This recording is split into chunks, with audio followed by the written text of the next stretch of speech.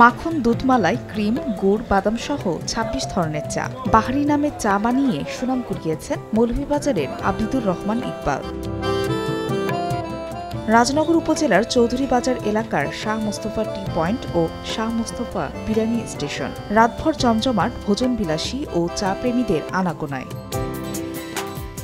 ২০০৫ সালে শ্রীমঙ্গল সড়কে গাড়ির ইঞ্জিনিয়ারিংয়ের কাজ ছেড়ে শ্বশুরবাড়ি এলাকায় চায়ের দোকান দেন ইকবাল। গ্রামীণ পরিবেশে চায়ের দোকান খুব একটা জমজমাট হয়নি। ব্যবসা সফল করতে ভাবনার এক পর্যায়ে ২০১৮ সালে চায়ের ভিন্নতা আনেন তিনি। অন্তত ২৬ ধরনের চা বানিয়ে তাক লাগিয়ে দেন। সুনাম ছড়িয়ে পড়ে অন্যান্য জেলাতেও।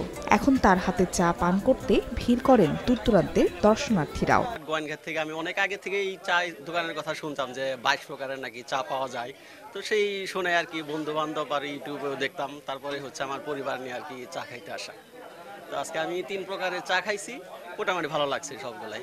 এখানে চায়ের অনেক সুনাম শুনছি, আসছি মৌলভীবাজার থেকে, ওখান থেকে আসছি। তো এখানকার চায়ের অনেক ভালো শুনছি, চাটা অনেক মজা। তো খাইছি, খাওয়ার পর অনেক ভালো লাগছে। রুমালি রুটি, চাউলের রুটি আর হচ্ছে চীনাই হাঁসের চুইজাল, ওইটা টেস্ট করার জন্য আমার রাজনগরের যে কলিগ আছে, সহকর্মী আছে, সে ইনফর্ম করছেন এখানে এটা বেশ ভালো ট্রেন্ডিং চলতেছে।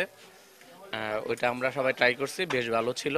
আর এখন হচ্ছে এটা বাদামি মালাই চা আমি ট্রাই করছি। বসার জায়গাটা যেমন এইদিকে যে বাথরুমের পাশে কিছু ওয়াশরুমটা, এটা কিন্তু এটা পরিবেশের জন্য দূষণ, এবং ওইটা যদি তারা একটু খেয়াল রাখে তাহলে খুব ভালো হয়। এটা কিন্তু পরিবেশের ক্ষতি হচ্ছে, বা যে ওইখানে বসছে তারও কিন্তু ক্ষতি হচ্ছে।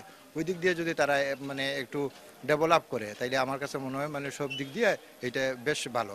দোকানের যে সুনাম করছেন, সুনাম উনিয়া আরো অনেক মানুষ বিভিন্ন জায়গা থেকে আইয়া চা খাওয়া লাগে আসন, এবং আমরা শেরপুর থেকেও মানুষ হয়, মৌলভীবাজার থেকেও হয়, টেংরা তাই বিভিন্ন জায়গাতেই মানুষ আইয়া তারা খাওয়া লাগে হয়। ১০ টাকা থেকে ১ কাপ চা এখন ১০০ টাকা পর্যন্ত দামে বিক্রি হচ্ছে। শুধু চাই নয়, রয়েছে হাঁস ও গরুর চুইঝাল মাংসের সঙ্গে রুমালি ও চালের রুটিও। তো 10 টাকাতেই শুরু করছি। তো 10 টাকাতেই শুরু করার পরে এখন দেখা গেছে যে দিন দিন কাস্টমারও চাহিদা বাড়ে। যেমন প্রথম রাজনগর উপজেলার মানুষে খাইছে, তারপরে দেখা যায় আমার দুধ চা মৌলভীবাজারেই মানুষে ইয়া খায়, রাজনগর থেকে ইয়া খায়, শ্রীমঙ্গল থেকে ইয়া খায়। তো চিন্তা করলাম যে আমি নতুন একটা কিছু করি। তো প্রতিদিন মোটামুটি ১.৫ মণ গরুর দুধ লাগে, প্রায় ১২-১৪ কেজি হইলো প্যাকেট দুধ।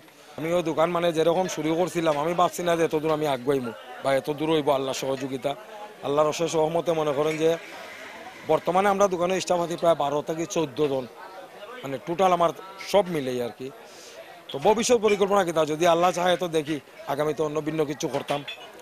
আমার ইচ্ছা আছে যে আগামীতে আমি যে ইন্ডিয়ার যে হায়দ্রাবাদ যে দুসা করে, আগামীতে দুসা করার একটা পরিকল্পনা আছে। যদি আমি কারিগর পাই তো ইনশাল্লাহ করবো। আবিদুর রহমান ইকবালের গ্রামের বাড়ি শহরের বনবিধি এলাকায়। সময় সংবাদ, মৌলভীবাজার।